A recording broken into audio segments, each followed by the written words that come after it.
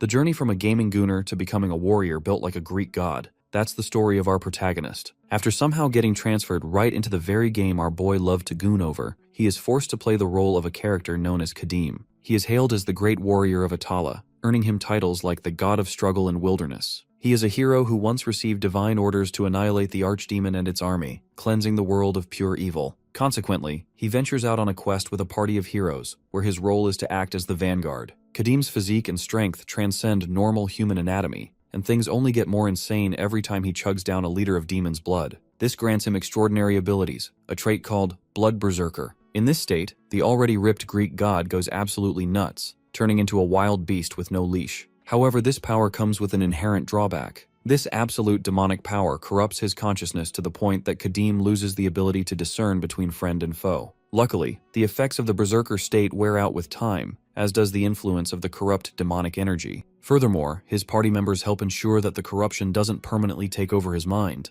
With their combined effort, they obliterate the archdemon's front lines, eventually claiming the head of the archdemon itself. Now that he has fulfilled the divine duty he shouldered, it is finally time for him to depart and leave behind the party members he cherished the most. As he walks straight into a divine arcane light, he vanishes from the world, leaving his comrades grieving for him. As for our boy, he has been walking into this void of vast emptiness for quite a while now. He is not sure how long it's going to take him to finally cross into the world he once belonged to. The first thing he plans to do is pop open a can of beer and catch some healthy Z's. Medieval fantasy games? My ass bro is never touching them again. The only desire he currently harbors is to return home and live that laid-back gooner life he once loved. Soon he notices a glimmer of light in the empty void, making him crack up with laughter. He is overjoyed to have finally defeated the game and returned to his home. Or so he thought. The game restarts itself and sends him to a totally strange place. Bro is currently traveling through the wilderness with a caravan consisting of prisoners. He too is playing the role of one of the captives. Different prisoners have different stories to tell. For instance, one mentions that he never sold demonic artifacts. He is being falsely accused and framed for the offense. Even the soldier guarding them can tell that this merchant seems innocent. Nevertheless, the guard can't raise his voice against his superior, as the paladin himself was the one who accused this man of the heinous crime. So, he plays his part and threatens the prisoner with consequences for doubting Elga's paladin. The prisoner knows that arguing back would only grant him an early death, so he resumes walking in silence. It's not just an innocent merchant accused and imprisoned for a crime he never committed. There is also our boy, towering above all, a true barbarian. The boy has no clue what the hell is happening. He can't even free himself from the shackles, since the extraordinary power he once possessed has vanished from his body. If he recalls correctly, he saw a game message mentioning something about a new game starting all over from the beginning. Even if he assumes that he is replaying this game all over again, this isn't how games usually start, considering that he is supposed to be the main character. Suddenly, an old man catches his attention, offering him these weird roots of unknown origin. The old man claims that chewing them would help cure his boredom. Of course, Kadim fails to understand the motivation behind this man's supposedly kind gesture. According to the elder, he recalls a moment in his life when he made a few barbarian friends, and seeing our boy suddenly triggered a wave of nostalgia. The root he is offering could never compensate for the help the barbarian kind provided, but he hopes it counts for something. Kadim grabs the root and starts chewing it without suspecting a thing. The old man then asks how he became a captive, a question Kadim doesn't know how to answer. Consequently, the old man expands a little bit on their situation. The paladins and priests of the Empire's territory aren't very friendly toward pagans. The mention of Empire catches our boy off guard, prompting him to seek more details. This comes as a great surprise to the old man as well, to think that this big guy doesn't know about the existence of the Lucaonia Empire. But as far as Kadim can recall, Lucaonia was supposed to be a kingdom located in the center of the continent. The old man agrees but clarifies the misunderstanding, explaining that the name kingdom was used in the past. Hearing this, Kadim can't make sense of anything. The closest theory he can conjure up is that they have fallen into a parallel world with slightly different world building. When Kadim inquires about their destination, the old man elaborates that they are heading to the Empire's capital, the holy city of Lucaon. When the prisoners arrive in Lucaon, they will be summoned before Elga's judges. There, the prisoners will face the Inquisition. Kadim doesn't complain about his circumstances. At the very least, he is getting a chance to defend himself instead of being beheaded right away. This is when the old man gives him a reality check. When he said Inquisition, he meant the prisoners will go through agonizing torture, and things for a pagan like our boy will be even worse, as he will serve as the perfect toy for the torturers to play with. He will have no choice but to get impaled with nails into his gums, followed by boiling molten metal poured into his nostrils. These are the last words the old man utters before he gets impaled by the paladin's spear, killing the poor man on the spot. This serves to deliver a clear message. Those who question Elga's paladin's judgment can only repent for their sins with their deaths. The paladin then turns his attention toward our boy, questioning if he was part of this murmur and rumor mill too. If the big guy values his life, he is told to lower his head and beg for benevolence. But the Gigachad only smirks in response, causing the paladin to get annoyed. His smirk is a mockery, an offense that commands the immediate execution of the criminal. As the pretty paladin drives his spear right towards our boy, Bro embodies the soul of a Shaolin monk and grabs the sharp spear with his heaven-severing palm grip technique. The paladin struggles to move his spear,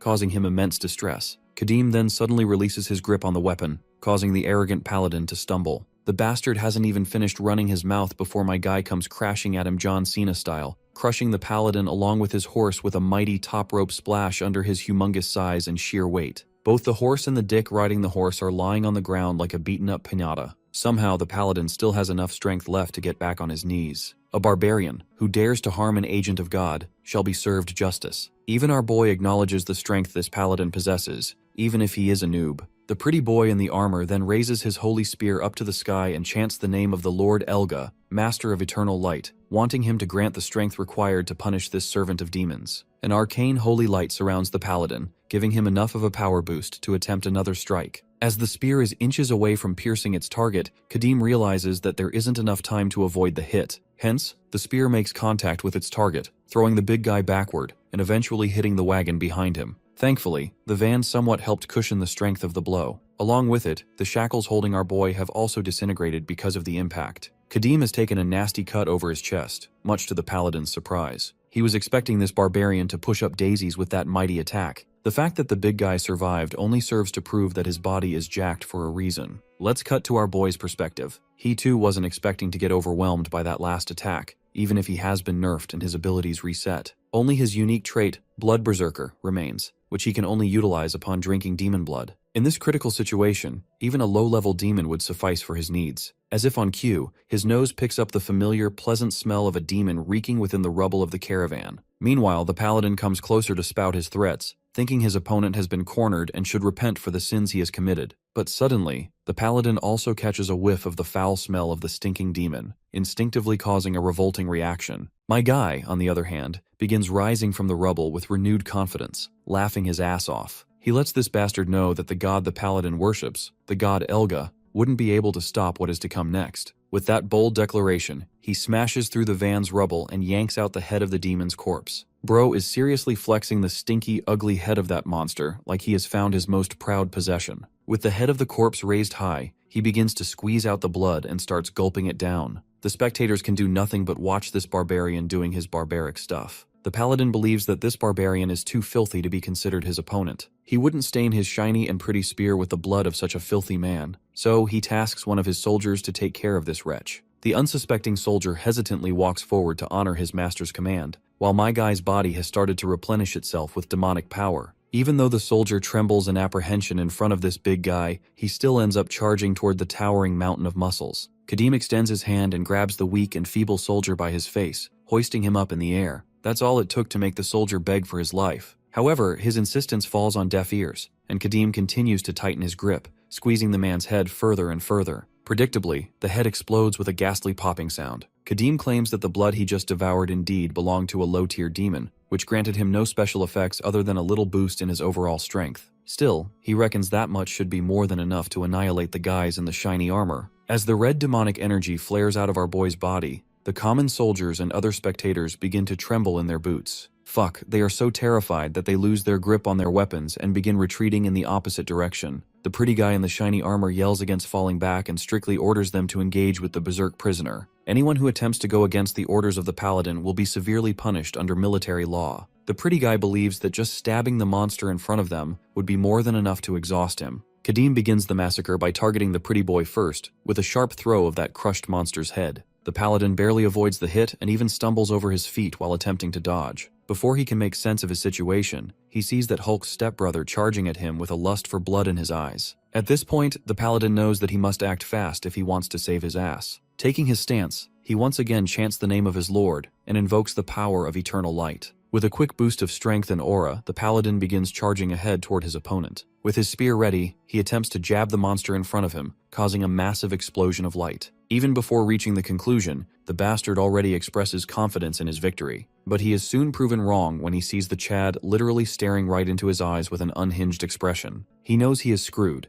especially when he realizes that the spear he had so much confidence in has been locked within our boy's armpit hold. With the once confident paladin totally unarmed and wide open, my guy takes his swing and turns this pretty boy into an ugly one, hitting a home run with a single freaking blow. A while passes, and my guy is still using this jackass as a punching bag, thrusting one punch after another, making sure no bone remains intact. Funnily enough though, the paladin is still alive despite having taken a lot of hits that have practically turned him into an entirely different person. With the last remaining life he has left, he sincerely apologizes to the lad and begs for his life. Our boy is benevolent enough to spare him and twirls around to walk away in the opposite direction. Outwardly, the ugly face expresses his gratitude for the kindness this Greek god has shown him. But inwardly, bro literally thinks that this barbarian is stupid for sparing his life, and he swears to get revenge for the humiliation the bastard has caused. As he lies down there beaten and broken, the bastard loudly proclaims he will take revenge for the humiliation this barbarian caused his god. Unfortunately for him, contrary to his belief that our boy had given up, it was far from it. He had just gone to grab the bastard's weapon. When the silhouette of the towering Kadim is cast over the defeated paladin, tears of sorrow begin to leak out of his eyes. He knows he is screwed big time. The barbarian finds it quite admirable that the knight chose to pray to his god even after getting defeated so severely. With the spear pointed right above the bastard's head, Kadim hopes his opponent finally reunites with the god he desperately clings to. The once honorable and arrogant knight is nothing more than a crying mess who receives no mercy from our boy. The paladin's life chapter is closed with the spear lodged in his chest. The towering figure then begins scanning his surroundings and notices the fleeing soldiers. It seems like he doesn't plan on letting these poor souls escape. After all, he has played this game enough times to figure out that one must leave no stone unturned. This is why the cleansing of such eyewitnesses is a must. One by one, Kadim throws one spear after another, taking lives with each precise strike. There are a few soldiers hiding under the thickets, shivering and cowering in fear at the sight of a literal monster. However, their fate is sealed the moment Kadim notices them. He launches his spear and claims the lives of the last remaining soldiers too. Now, the only people left behind are the prisoners, all happy and satisfied to see that scummy, unfair paladin dead. Before they can finish celebrating their release, my guy turns around and smashes one of the bastard's heads, leaving the bits and pieces of the brain scattering all over. The prisoners are horrified beyond belief. Their operating systems literally crash on the spot, rendering them unable to move. The bloodthirsty barbarian leaps into the air, ready to smash the rest of the survivors, making sure no stones are left unturned. The witnesses shrieked in fear, questioning why he was going so far as to kill them all. They begged, his spear held high as he mercilessly stabbed the final one to death. He didn't have any form of hesitation or grief for the fallen corpses, and just stood over them contemplating his thoughts. Had he let them live, they would obviously go around spreading the news of his escape. If that happens, a powerful unit of high-ranking holy knights could easily chase him down and make things difficult for him. He couldn't take such a dangerous risk, so this action seemed much easier in comparison. Kadim plucked the spear out and approached another one hiding in the bushes. This guy was crying his eyes out, his body trembling as the berserker stood over the final captive. All he had to do was kill him now, so he pulled his spear high and right when he was about to make the cut. The man helplessly cried about the unfairness of the situation. Kadim stops as the weak man begs him for his mercy, expressing how he didn't even do anything wrong and that he should be given another chance at life. Amusingly, Kadim questions why he deserves to live that badly. As any good man would, the guy tells him that his most beloved wife and child were expecting his return, and he even only got captured because he was framed by someone else. Honestly, even Kadim can understand that this guy is genuinely innocent, just unfortunately caught in this mess. However, he doesn't believe this is enough of a reason to spare someone. As a final wild card, the man spouts out the words, "a guide," explaining that a warrior like him must surely need a guide for his journey. Kadim appears interested and puts his weapon down, as the man further reveals that he's a traveling merchant belonging to the Free Cities of Alliance. Thanks to his connections, he knows about the place better than anyone, and because of that, Kadim is interested in asking him a few follow-up questions. First, he talks about the Lucanian becoming a proper empire from their talks earlier, but from what Kadim remembers, it wasn't an empire but a kingdom instead. So he's curious to know what's the truth of the situation. Posed with such a strange question,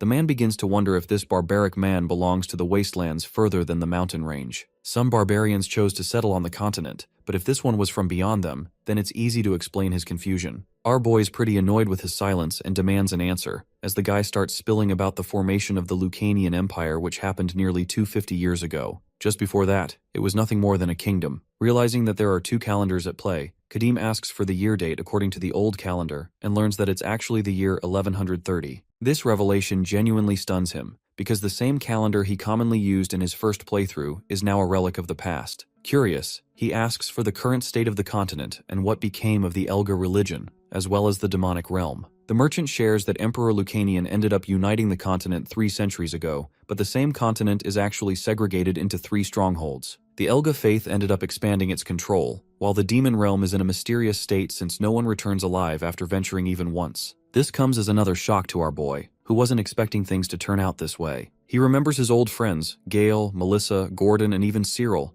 begging to know if any of them is even alive. At first, the merchant doesn't seem to know about any of them, but recalls hearing Melissa's name from somewhere. He tries to jog his memory as best as possible, but it only adds to the chaos currently going on in our boy's mind. Kadim can't believe that the same heroes who toppled the strongest demon of their era were simply forgotten by the entire world, making him skeptical if the 2 playthroughs are connected at all. Next, he asks why demons are still wreaking havoc in the current state of the continent, but that's a question no one really knows a proper answer to. Many speculate that it's a punishment from the god of Elga, who was enraged by the state of the world, while others theorize that a psychotic archmage opened a portal to another realm, which meant that a new and even more terrifying evil was about to spread. The truth is, no one really knows for sure except the gods. Kadim can't really do much with this answer, but ultimately he's heard enough from the merchant. He takes his spear and turns the other direction, facing the empty grasslands. Collecting his thoughts, the barbarian understands that he's experiencing a time skip of 300 years into the future, right after his first playthrough ended. It annoys him that he was forcibly dragged into this game dimension, and then kicked out of another world to experience another time skip. All of his collected knowledge is pointless because it's outdated, and his friends that he worked hard to gather are no longer a thing of this era. Looking at the dead bodies that he wasted with his own 2 hands, Kadim questions just how long he has to continue this maddening bloodshed, wondering if there's even any reason to live on anymore. After all, even if he clears the whole playthrough a second time, there's no guarantee he'll reach the ending, and if the same game ends up trolling his ass for another reset, there could easily be an endless cycle of new games to come. Burdened with such heavy thoughts, Kadim shatters his spear, much to the surprise of the merchant. Pointing the weapon at his neck, he prepares himself to make the easiest choice imaginable and take his own life. But the merchant quickly rushes up to stop him, questioning his sudden action. The barbarian genuinely doesn't want to experience the same dread again, and understands that he's going to run into another shitty ending, so it's best to end his life now. He strengthens his grip, hoping that soon after his death, he can finally experience rest, instead of looking at another stupid game over screen. Kadim's spear touches his neck. He'll be gone any second, but a final memory lingers in his mind. He remembers Melissa's dream of wanting to build a mage tower once, and that little tidbit changes everything. Enlightened, Kadim questions if the merchant really knows the name Melissa from somewhere. The old merchant confirms that it's linked to the first master of a mage tower or something. Immediately, Kadim demands to know about the tower's location, and learns that it's situated in the Vistana city along the eastern ridge. Currently, they're standing in the central region, so journeying from this point could take them at least 2 months to get there. Drawn to a standstill, Kadim smiles at his ironic fate. It's as if that little memory of her desire is keeping him alive. Because now, he has a reason to look for her instead of taking his life. Reignited with an ember of hope, Kadim asks for directions to the mage tower, the fastest route possible. The merchant shares his complaints because he's got his own family to get back to. Unfortunately, he can't spend too much time acting as his guide. To offer him a fitting reward, the barbarian expresses that he'll give him the wealthiest thing in the world. It's not Andrew Tate's Bugatti collection, but something that every human values, their own life. Having made his point, Kadim orders the merchant to look for the keys, uncuff himself, and grab the essentials for their immediate journey. Next, Walmart Guts takes a sword he'll use for a placeholder weapon. It's a shitty craft, but he's confident in refining it when he uses his trait. Though he could also use the Knight Spear, blessed weapons typically reject every other warrior except the Holy Knight they are made for. Unfortunately, Kadim lost his trusty old axe from the first playthrough, so now he's got to start over again. The merchant's done packing, looking like Dora the Explorer, and stares at his master pouring himself a drink, except it is literal blood from a demon's head. Collecting his inventory, Kadim kicks off their journey to visit the mage tower. Many days after they left, the dead bodies were scavenged by crows until the rest of the holy knights found their companion dead. Every other soldier has been massacred the same as their fallen comrade, as Lady Helia observes the situation and orders her subordinate to carry out a proper investigation for any clues. They need to bring an actual lead back to the Archbishop instead of returning empty-handed. Lady Helia thinks Linton's condition is pathetic, but even more she's baffled by the man who tried to slaughter a holy knight like this, the same holy knight who happens to be related to the Archbishop. Though she doesn't know the identity of the attacker, she's certain that the culprit will die a gruesome death. Back to our duo, Kadim and the merchant are resting. The fire's gone out and the merchant appears to be gone. Using his tiny legs, he runs as fast as he possibly can, escaping into the forest as much as his little legs can take him. Bro thinks he's escaped at last. He doesn't even care about his exhausted state, only to get away from that monster. At first, he was fine with sharing a traveling companion to escape the grasp of the Empire. Except, the only problem came when he learned the kind of psychopath our boy was. This dude was literally eating demon corpses and slaughtering tens of people all at the same time, making him a terrifying barbarian instead of a companion. From what he had seen in the past few days, the merchant quickly realized that this dude was absolutely not normal at all. He tried to ask all kinds of questions, but this guy never spoke even once. All he cares about is asking his own questions. The merchant tried to inquire his intentions, but it's all useless with this man just mogging him instead of saying a word. In his eyes, Kadim is more of a monster than a human, and it's as if the merchant is walking on eggshells around a lion who could devour him at any moment's notice. Unfortunately, he's stuck in a shitty situation where he needs to endure it all. But then things became problematic because the brooding meathead kept going too fast, while the little merchant couldn't even keep up with his speed. Even though this merchant is supposed to be a travel merchant who never gets exhausted, he was out here breathless just trying to keep up. Every time he looked ahead, this guy was several meters away again, as if he teleported from spot to spot. Every single time, Guts' younger brother just glares at him until he arrives at the designated spot, as if threatening the merchant that he can bash his head in a moment's notice. The poor merchant began to question if Kadim's legs were made out of some kind of steel without experiencing any soreness. The poor guy was at the edge of his limits trying to keep up with the barbarian's pace, and at this rate, he was surely going to die. That's when the thoughts of escaping finally came up.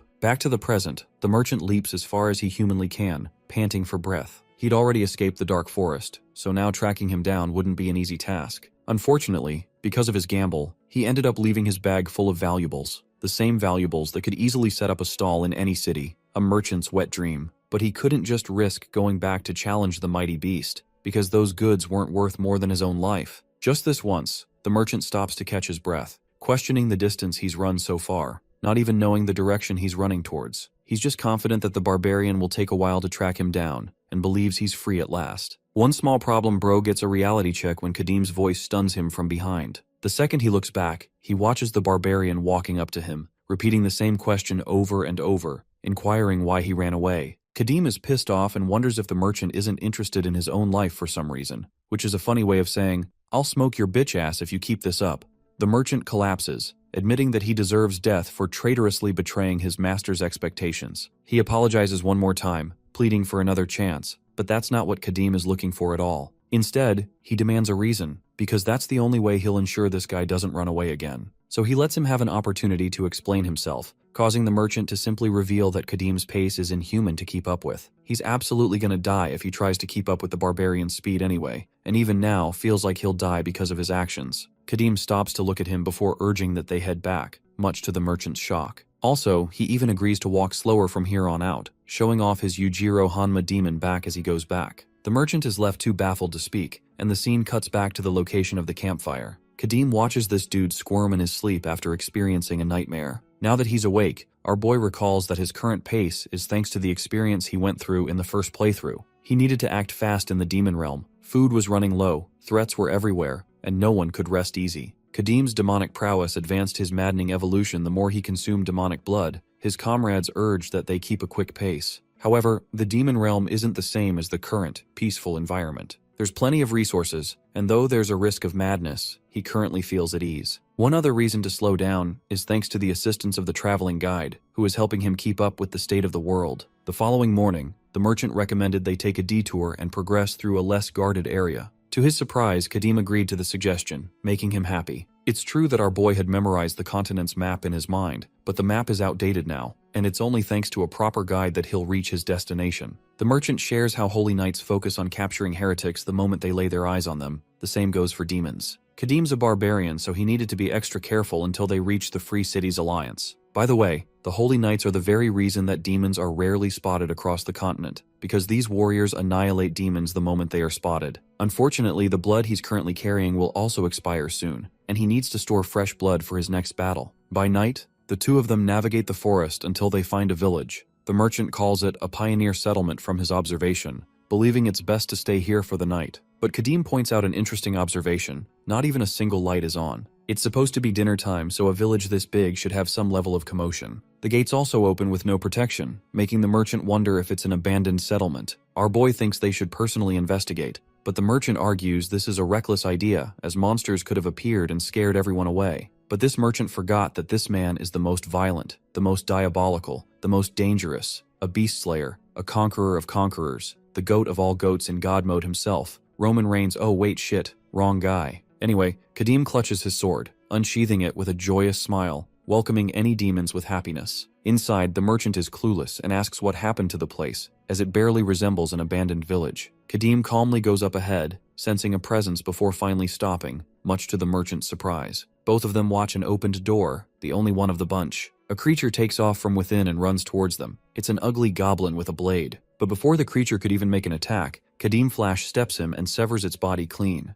The corpse topples next to the merchant's feet, but the fight's not done as more of the midget, fat and ugly goblins with terrible hairstyles come popping right out. The interesting part about the goblins in the game is that they're actually avoidant instead of rageful. The fact that such creatures suddenly became so angry means some other presence is controlling them. That's a good thing for Kadim, who believes they came to the right place. A goblin with Heihachi Mishima's hairstyle from Tekken tries to attack, only to get chopped clean with a single cut. The rest of his friends watch in fear and shock, seeing as how this human is easily taking them apart. Using his sword, Kadim charges ahead with another slash, taking off the third goblin's head with a cut. The final monster tries to sneak attack him by throwing his weapon, but that too gets blocked. The barbarian angles his sword, and instead of a severing cut, this time he lunges to impale the creature. The pain is so agonizing that the goblin pathetically screams as its body is ripped out open, spooling its guts. The 4 goblins have been successfully slaughtered, while the merchant can barely hold his shit together and asks if it's all over. Our boy thinks that there's more to come, as both of them hear a loud roar. One fat goblin was hiding and just came out with a hostage, a little girl. The green monster shrieks to threaten them, but nothing to worry about, as our boy knows how to use his sword like a bullet from a sniper. The weapon lands a clear headshot, taking out whatever brain cells this thing had in his empty skull. The goblin topples, freeing the girl in the process.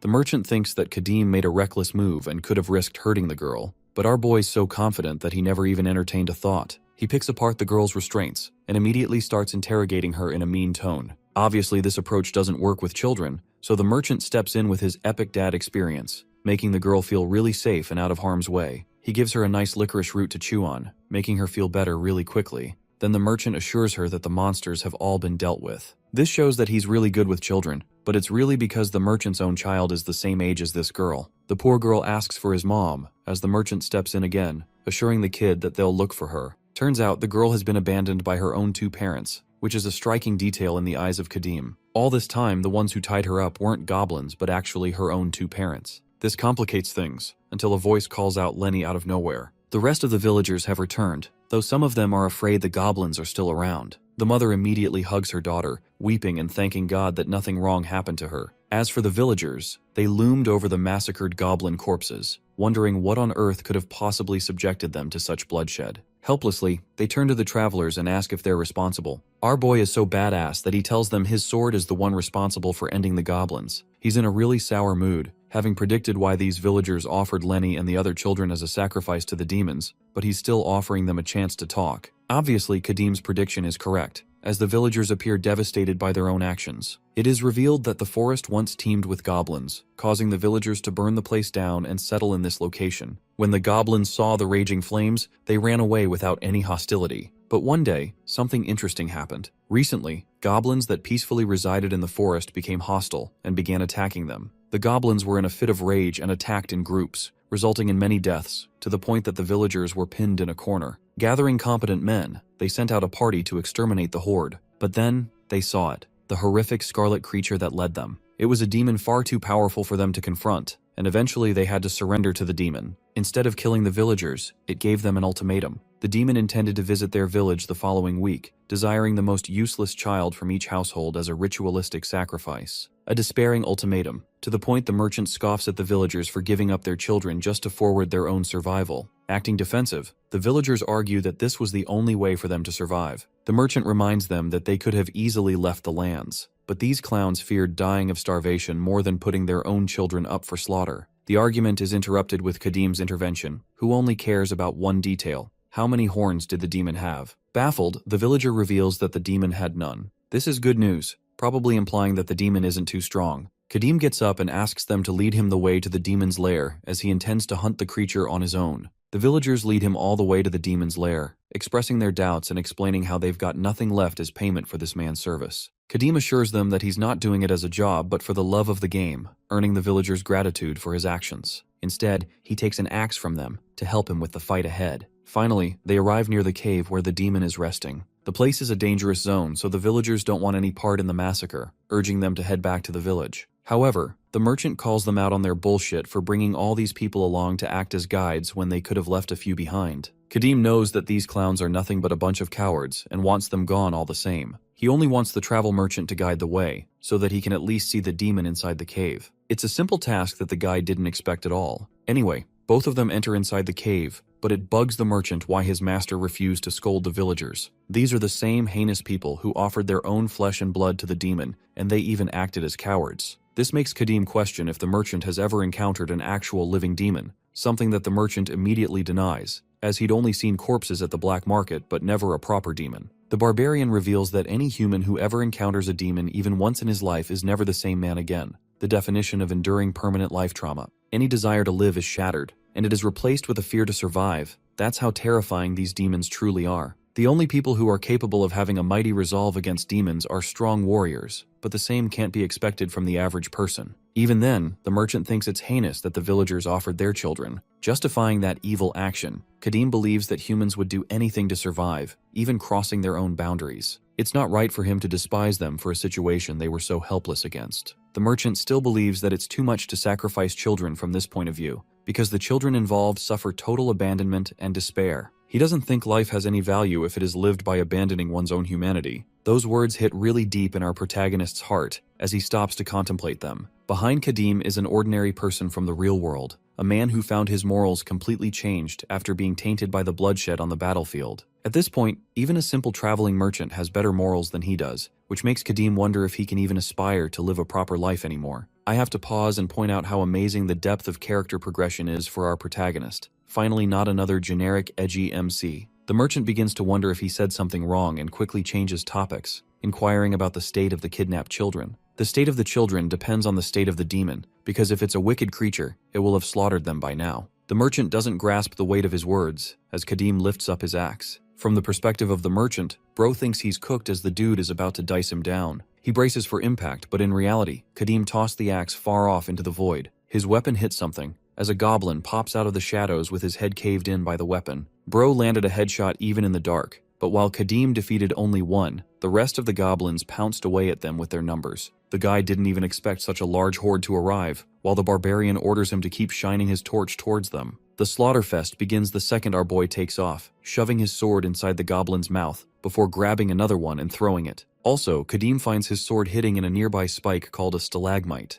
These things will make it difficult for him to use a weapon like this. The goblins watch their opponent calmly wrap up his sword with a strap. Using that strap, he grips the blade from a different angle, awaiting the incoming goblin horde charging at him. Kadim uses the hilt of the weapon, bashing it into one of the goblin's skulls, and honestly, it's so badass to see him use a sword like a sledgehammer. Bro continues to smash the goblins with this fancy new grip, whacking his way through multiple goblins. Kadim realizes that he also has to use the axe for faster elimination, so he goes up to grab it from the first kill. After taking it out, he basically now has two axes in each of his hands, a force to be reckoned with as he takes apart multiple goblins at once. Every swing results in death, as the merchant watches the entire group get obliterated to pieces, all at the hands of one man. The rest of the goblins are deathly afraid and run off, but our boy's not done yet. He knows this is the best way to track down the demon as these goblins only have one place left to go. The duo continues walking in the same direction, as the path opens to a wider and more open space. The merchant wonders if the path was intentionally carved out to act as a base for the goblins. Sensing the smell of a demon, Kadim warns his guide to stay cautious as they're nearing their target, reminding him not to run away. It's true that the goblins will only come after the merchant while our boy's busy taking out the main demon. He strictly instructs the merchant to use his torch to hold them off until he can help him. But while this guy was distracted, the demon threw a powerful attack, something that Kadim blocked at the last moment. The showdown between the demon and our boy is underway. And by the way, this red freak show is capable of human language, expressing his joy to encounter a new human that isn't from the same village. The beast is thrilled to find a new prey, and the worst part is, the villagers scammed Kadim harder than Indian tech support, because this demon does in fact have a horn,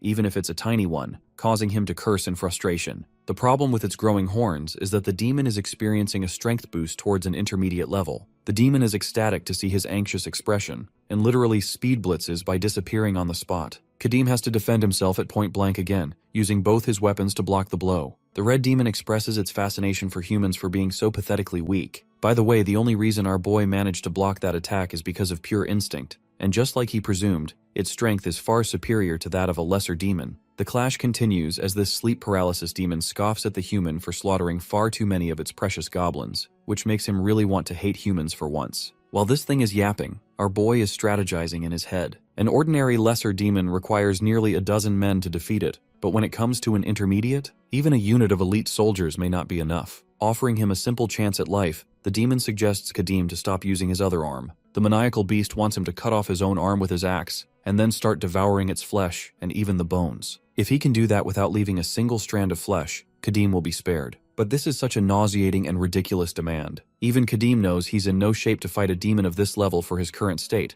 though he wants to take advantage of its tiny horns. The demon berates him for refusing to cut his arm, refusing to be obedient to its orders. Pissed off, Kadim grasps his sword, calling out the demon for being a yapping piece of shit. He takes the bag of demon blood he saved up and cuts it off, instantly catching the demon's attention. The beast can't believe that a mere human is literally drinking demonic blood before its eyes. After gulping down a good amount, Kadim tosses the bottle away. His body experiences a surge of dark energy, and his calm demeanor changes to a roaring war cry. It's a state so frightening that even the demon is afraid of him. Kadim's body experiences a sudden but temporary evolution, and because it's not fresh blood he used, he'll need to end the fight really fast. The demon experiences chills down its spine, its expression screaming of its own terror. The creature tries to muster the resolve to kill the human, and lunges at him with the same speed. The thing about demons is that they've got an amazing intuition, and would immediately turn tail if they sense danger. It seems that this demon is still confident in its growing horns, so it's fighting on. Anyway, the movements are clear as Kadim anticipates the claw strike and instinctively reacts, blowing away the creature's attack with a heavy hit from his axe, leaving the monster staggered from the impact. The bad thing is, his axe is a little too plain and chipped from even a single hit.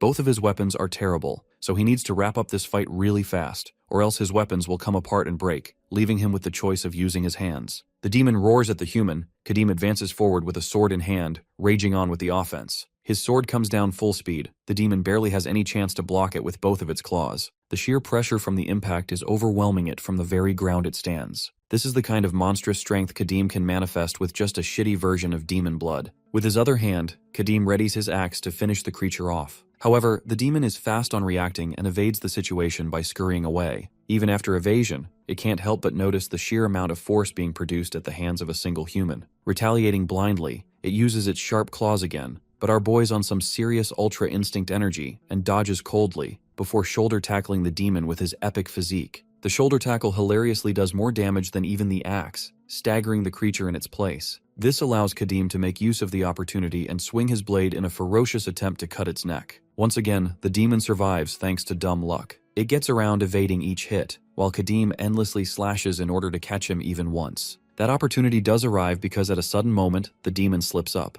Unfortunately, Kadim slashes a stalagmite, obstructing him from his original target. The demon lives again, fearing the human more than ever before. A monster like itself is beginning to ask the kind of creature he's facing against. Nothing about Kadim shows that he's a human. It's as if he's an even more powerful demon himself. Our boy doesn't say a single word or entertain a thought, only glaring at the creature with ferocity. Sensing the urge to flee, the demon funnily jumps up high, grappling onto a ceiling spike. He knows that he can't overwhelm this man, as Kadim is outplaying him with every exchange, so it's pointless to try and take him head on. This is his best chance, and here he notices that there's another human currently being harassed by two goblins. It's the travel merchant, who is using the flame to ward off the goblins. The demon is pretty smart, quickly identifying the fire to be a big source of strength for the humans in this encounter. So now his strategy is to take it out as soon as possible. Our boy watches the demon travel in the direction where the guide is facing the goblins. He takes his axe, realizing exactly what the demon is trying to do next. Kadim isn't going to let his prey turn the tables on him like that. Our boy understands that if he tries to shoot the axe from this distance, the demon has fast enough reflexes to dodge it. This leaves him with a final option,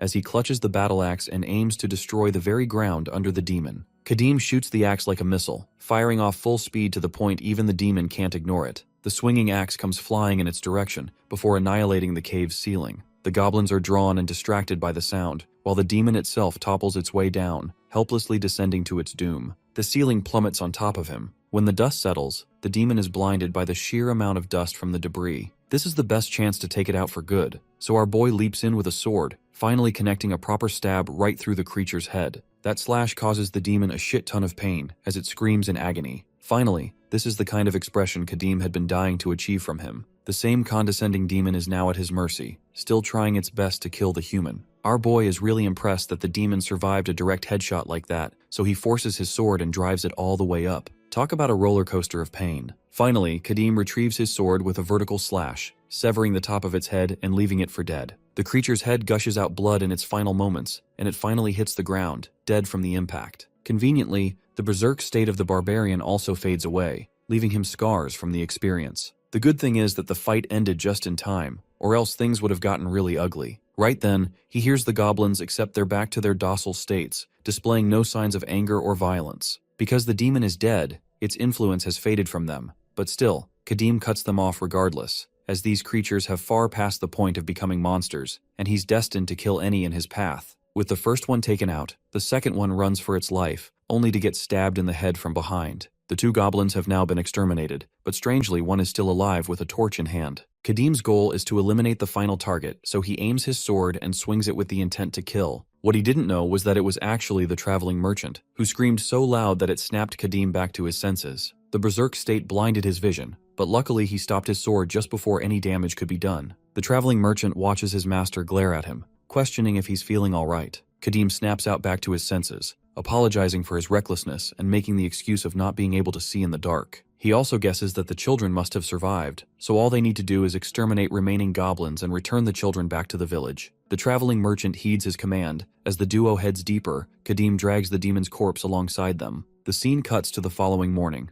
The villagers are returning all of their children. Every single one of them looked traumatized, drained of life. They thank the mercenary for saving them, unable to believe that this man is casually carrying a literal demon on his shoulder. One woman comes up to offer the young man chicken and barley, offering Kadim to rest and have a meal. However, he simply declines, stating that it's better to share the meal with the traumatized children who never got a chance to sleep or eat. Actually, Kadim offers the guide to eat with the villagers too, and personally goes away to rest alone for a bit. The poor guide watches the state of the miserable children, whose eyes have been zapped of life. It reminds the merchant of last night, how they discovered these children. They were toiling in madness and horror, singing poems of tragedy after being brainwashed by the demon. Kadim shared that the demons liked to brainwash children with different mantras to fully destroy their psyche. They called them the most useless children in the world, abandoned by their own parents. It's a torturing mechanism so horrific that not even the best priest could endure it for long. But in this case, the barbarian argues that it's not even brainwashing, it's just the simple reality that these children truly were abandoned. The fear is repeatedly drilled into their heads so they can never forget the chilling experience, and this in turn destroys the future of the children as their childhood is robbed from them forever. The merchant couldn't understand why a demon would go to such lengths, but in the eyes of Kadim, it was just in the nature of an evil monster to enjoy human suffering. By the way, this is also the reason our boy would rather have wanted for these children to be sacrificed than tormented like this. In any case, the merchant hoped for the best, thinking that one day the victims could see the light again. Kadim understands that it's not impossible for that to happen, but he also knows that these children will return to the same parents who abandoned them in the first place, so there's really no point in thinking they'll ever recover. This is the sad reality, as the merchant turns around from the gaze of the miserable children and follows his master. Soon after Kadim's rest, he embarks on an immediate journey to leave again. His guide prefers that they stay for another day so that his master's injuries can heal. But our boy thinks it's a terrible strategy as people are going to come looking for him. Killing a holy knight isn't exactly something the Elga faction will slide, something that the merchant had completely forgotten. They were on the run here and had no time to waste. In fact, it's totally possible that the rest of the knights were in hot pursuit of Kadim's trails, so every second mattered. In fact, Lady Helia watches the horizon, setting her sights on her chase. Kadim slashes off the demon's neck, collecting just enough demon blood for his next adventure. His bottle's about half full, enough to get by for now. The demon's corpse is no longer of any use to him, but the villagers are sure interested. Kadim strictly advises them to burn it down, which comes as a shock to these men. He doesn't even care about selling the demon he slaughtered, because at first they thought he was a mercenary who hunted for money. The deal seems perfect for the villager, who intends to sell the corpse to a holy knight, making a name for himself. Kadim somehow reads this guy's thoughts and reminds him that the corpse will leave a disgusting smell if it's not burned on time, which will draw out other creatures and influence them to become monsters. He scares this guy with the idea of another goblin horde attacking them. In the end, the man is forced to burn the corpse, withdrawing any thoughts of selling. Suddenly, a woman comes around having prepared some boots and nice valuables for the mercenary. This is a gift from the villagers, finally something he can actually use. Our boy puts on his new drip, finding the belt to be a perfect addition to hold both his weapons. However, his scar on his chest starts acting up out of nowhere, the same wound that he suffered from the Holy Knight in his earliest battle. The good thing about his invincible body is that it can easily recover from demonic wounds, but somehow, the injury from the Holy Knight's weapon has yet to ward off. This is why blessed weapons are on a whole different level. Speaking of that spear, Lady Helia receives word from her subordinate. Unfortunately, they've found 0 clues. Helia tells him to try and deduce the intention of the person responsible, someone who annihilated the prisoners, without leaving any trails of stolen equipment. Then there's the interesting demonic corpse being mutilated instead of just killed. Nothing makes sense. Eden, her subordinate, questions if his leader has any clue on their identity, but she roars the ever-living crap out of him for being so useless that he can't make do with any of the clues she gave. She uses this moment to mock him for being hard stuck at the paladin rank. In the end, Eden is just stuck with a shitty boss who doesn't even know what she's doing herself. He just has to follow orders because of her status. Arch-Paladin Helia Muviel is a force to be reckoned with. She's not your average knight, but someone who bolstered through the ranks by slaughtering 20 demons. She's also the youngest Arch-Paladin the Empire has ever seen, even though she has the personality of a Karen. That's why Eden can't challenge her in any way, though he does harbor hatred towards the Arch-Paladin. Helia scoffs, giving up at last, instructing Eden to bring out the holy relic they've acquired from the Archbishop. Eden is stunned that she's talking about the twin mirrors, and urges her to reconsider her choice as a decade has passed since the second mirror broke. Damien's twin mirrors. It's an ancient relic of 2 mirrors, one that can tell the tale of the past and future. The future-telling mirror has been destroyed after trying to reflect a supremely powerful being, so only the one with the past remains. Again, Helia roars at this man for even suggesting that they were misusing the mirror, as the whole point of it is to use it for such situations in the first place. After all, the only other option is to report to Archbishop Ursenko that his nephew died, and they couldn't even figure out why. Helia orders him to just use the stupid mirror, because unless it does end up reflecting a powerful demon, it won't break. She grabs the mirror from his hands and puts it on the ground. Its light shines brightly, projecting a holographic recurrence of what happened. A barbarian slaughtered a demon with his bare hands, drank its blood, obliterated the survivors, and killed the Holy Knight. Such a terrifying image and sight is one that bewilders both knights. The mirror of the past also crumbles to pieces, showcasing that this threat is comparable to a great demon itself. Eden catches on to that realization,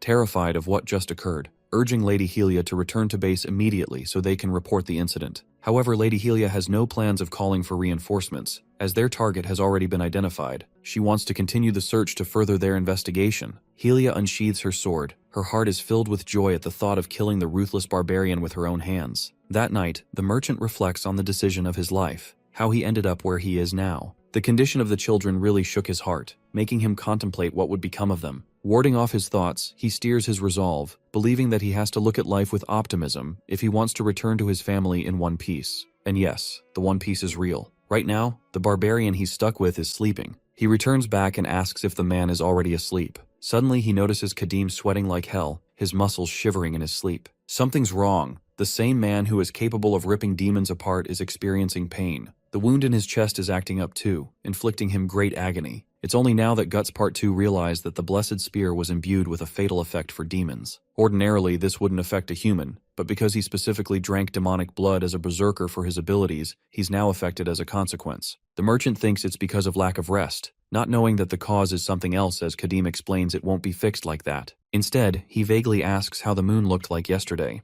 The merchant jogs his memory and remembers it tilting close to the crescent shape. This brings our boy a certain level of relief, and it seems that he's timing something to heal himself. Both of them are suddenly drawn to a peculiar sound. They turn to look at the dark forest, which is now glowing yellow with dozens of eyes. This time it's the Blade Wolves, and they're not an easy threat, especially not in the condition our boy is in. Still, this man doesn't give a damn about his pain and protects the merchant. Kadim resents this world for always throwing shit at him without giving him a damn break, and prepares himself to chop these puppies down. Kadim pants as the blade wolves lunge forward to strike him down. His axe swings down, landing right next to the creature's neck. The first wolf is dismantled in an instant, and while this might seem like a good start, it's actually not. Kadim aimed for the beast's head, and he missed his shot because of blurry vision. He's at a severe handicap, and these wolves aren't backing down either. They lunge towards him as he clings to his sword for close combat. After slashing down one, he is overwhelmed by the others. Kadim cuts down another, but one wolf still ends up biting his arm, inflicting some level of pain. Two more come at him from each side, forcing Kadim to react with his other arm as he backhands one of the wolves. Again, he's left with a lot of openings, and the wolves are gnawing at his legs. Things are looking really bad, though he instantly slaughters the wolf biting him. Kadim pants the blade wolves aren't quite finished, refusing to back off as they growl at him. Their whole strategy is to hunt in packs, and right after witnessing one of them being taken down, the wolves are switching up strategies to target him in a different manner. One other issue is that, well, there's a shit ton of them. He could easily wipe them in perfect condition, but not like this. If that wasn't enough, his deadweight travel companion is also being harassed by the wolves, helplessly flailing his torch to scare them. Cornered, Kadim pops open the lid, knowing that his demonic blood is the only way he'll survive this, even if it means poisoning him further. The blade wolves are drawn to the vulgar scent of the blood as they watch a human gulp it all the way down. The bottle's done, and this man is once again the same killing machine that became responsible for the horned demon's demise. His aura is now menacing enough to frighten the wolves, but it won't matter, as Kadim takes his sword and sets his sights on the three wolves currently surrounding the merchant. He slaughtered them with godlike speed, stunning the merchant's eyes. Next, he takes his axe, further aiding him in his slaughter as he cuts down an entire group at once. By the way, his berserker mode changes based on the blood of the demon he consumes, and because he drank the goblin demon's blood for this evolution, he can now mimic the same kind of speed blitzing prowess as the demon did. Kadim destroys the wolves, recalling his annoyingly difficult fight with the horned demon's agility. But the same effect is aiding him in this battle, frightening the wolves and forcing them to run away. The merchant thinks this is what it looks like, but our boy knows that it's not the reason why. A more powerful blade wolf steps forth, challenging the fiendish human. This wolf is the alpha male that Andrew Tate aspires to be. Look at that majestic hair. It's no surprise a bald person would want that. Kadim dubs this one as the leader of the pack. The bad thing is that his buff state is about to come to an end, so he can't even fight the creature properly. The pack leader attacks Kadim with an insane amount of strength. Its sheer weight is enough to crush him. While dodging, our boy experiences a sharp pain in his chest. His weapon falls as he clutches onto his dear body, experiencing the backlash of his berserk mode. The merchant wants to help, but he really can't, begging his master to snap back into his senses, or else they're both dead meat. Kadim can barely hold on as the gigantic white wolf glares at him down, ready to pounce on him for the finishing blow. Our boy looks at the sky, questioning why the conditions haven't been met. It's insane that he's looking up at the sky instead of ahead at the wolf, but then it happens. Kadim finally sees it. His eyes shift color as midnight fully conceals the moon's presence. Grabbing his sword, he prays to Atala, the undefeated master of 10,000 soldiers, begging him to place his sword in his hands, to bless the warrior with an unfathomable thirst for battle. It's a war cry from the gods to unleash literal havoc against the warrior's enemies. Suddenly, the blade dazzles a bright light, stunning the pack leader and even the merchant. Instead of a red aura, Kadim glows trails of yellow as the god responds, questioning the kind of name it will declare his weapon. This is the same effect that our boy exploited during his first playthrough experience as well. As for the name of the sword, Kadim calls it Mosquito. Yes, you heard that right. Not Devourer of Worlds or Dragon Slayer or even God Killer. Instead, a fucking mosquito is what he's calling it. With that name chanted, the sword is inscribed with a red insignia, a unique trait deployed by Kadim, allowing him to bestow names. The pack leader pounces at him to finish the fight, but this fight ends the moment Kadim upgraded his sword, as he uses it to sever the wolf's side. The blade's special effect also kicks in at that exact moment, an ability called Vampirism. Because he named it Mosquito, every cut he renders to his opponents will end up restoring some of his own health, so the wounds bothering him are now recovered. The wolf giggles at him, as it's still not enough to kill the beast. Kadim respects its shit-talking ability, and wonders if they should go for round 2. We cut to the part where the white puppy is basically lobotomized with a sword going through its head, effectively ending the fight. The vampiric effects take their course, permanently healing the fatal wound. Even a fatal injury like that was healed thanks to the effects of the trait, so the same situation that became a catastrophe resulted in a benefit for our boy. Checking the insignia, Kadim figures that it probably means mosquito in ancient language. The ability he got is great for regeneration, but the weapon's quality is genuinely ass, so in order to really recover well, bro's gonna have to spam it a lot. And even if that happens, a powerful enemy could neutralize him if it has no blood of its own. Kadim stops the pessimistic self-talk and believes his current advantage is good enough for now. So long as he can meet certain conditions again, he'll receive an even more powerful weapon with a special effect. He sheathes his weapon, reminding himself to expect little from life, as this is the lesson he learned from his first playthrough experience. The merchant comes out, shocked to see the pack leader dead on the ground with the rest of the wolves completely massacred. It's unexplainable to him because the barbarian was at the verge of death earlier and now he flipped the table. When he checks on his master's condition,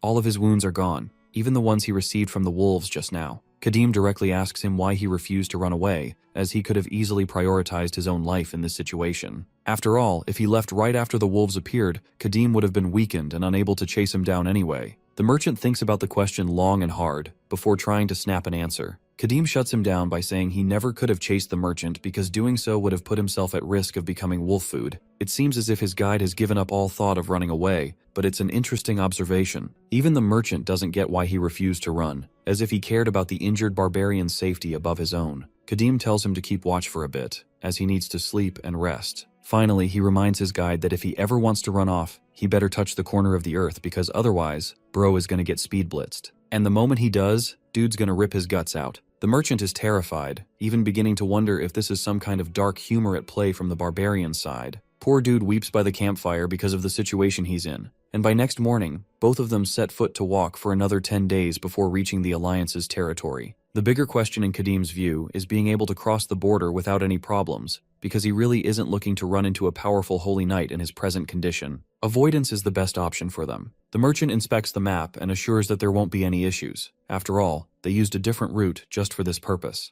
At best, they'll run into bandits instead of holy knights, but those small fries are nothing to worry about, especially when he's got a literal berserk barbarian by his side. Anyway, there's a small castle nearby called Multana. The goal is to restock on supplies here, and it's a special place where the Elga Faith faction doesn't extend its reach. The Alliance territory is way smaller than the Empire, but still has a better commercial sector in all aspects. Following the current shortcut, they'll hit the Golden Road, then they can head to Vistana with ease. Everything about this plan makes sense to Kadim, though he knows it's only simple in theory, as the journey will be difficult. 300 years ago, the eastern part of the continent was in shambles. Contests of power were rampant. No one welcomed outsiders anywhere, and for a barbarian like him, people were especially cautious. Back then, even Melissa looked at him as if he were some big brute annoyance if a human. She was just a young mage with a sheltered life, so it was natural for her to be on guard. He asked her to travel alongside him, while she made fun of his ass for being a tall ogre and journaled her thoughts in her diary. That simple and happy memory makes Kadim smile, while the merchant emphasizes that the place isn't harsh on judging people, so it'll be fine. While they were talking, a bunch of people in the distance were causing a commotion. Our boy asks for a best guess of the situation, and the merchant deduces that these are absolutely bandits based off of clothing alone. Kadim turns tail and believes they should swing the opposite direction to avoid them, but unfortunately, one ugly clown notices them. This complicates things as Kadim prepares himself, using both his weapons to welcome the idiot squad. The clowns rushing at him mindlessly charge, but instead of using weapons, they simply take their hands out. In a hilarious plot twist, these guys actually forward Kadim as one of their own allies because he looks so brooding. The other two men they were arguing with quickly ran off, afraid of challenging the ogre. Kadim watches these idiots laugh without a care in the world, so he gives them one final warning to explain their intentions. The cloaked guy apologizes and wonders if he should call the barbarian by his proper identity, Aegon's Raging Horn, instead. It's a cringe name. Kadim clarifies that he's no such thing, and they have mistaken him for someone else. He shares no intention of helping them either. This revelation baffles the group of clowns. They go from laughing with him to now drawing their weapons, insulted that he made a fool out of them. Kadim stares at the men, ready to beat the ever-living daylights out of them.